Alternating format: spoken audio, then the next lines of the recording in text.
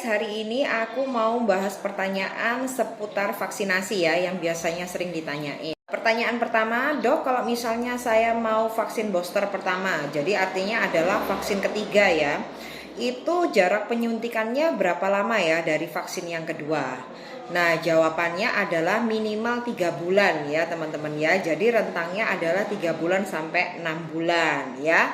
Pertanyaan kedua, kalau misalnya saya sudah vaksin pertama, setelah itu sudah lama banget lupa, misalnya sudah kelewatan 1 tahun tapi belum vaksin kedua, itu gimana ya dok ya?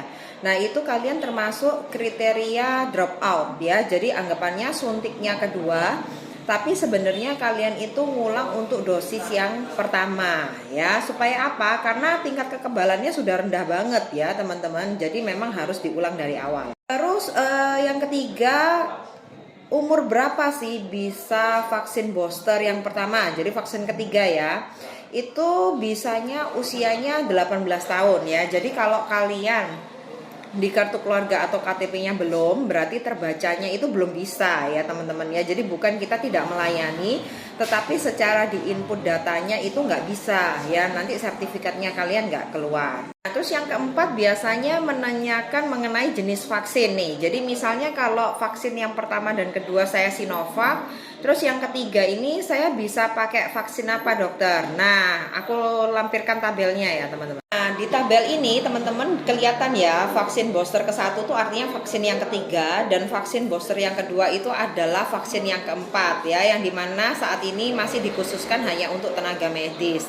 Nah, di sini kalian lihat bahwa sebenarnya vaksin booster pertama itu bisa berbagai macam ya teman-teman, tergantung di mana stoknya itu adanya itu merek yang mana, misalnya kan kayak gitu. Nah, jadi contohnya nih, misalnya kayak saya pribadi, vaksin 1-2 saya pakai Sinovac ya. Jadi booster yang pertama saya pakai Moderna, dan yang booster yang kedua kebetulan adanya Moderna lagi, makanya saya makainya juga Moderna kayak gitu. Nah, gimana sih misalnya kalau misalnya booster pertamanya pakainya Moderna, terus ternyata waktu mau booster kedua adanya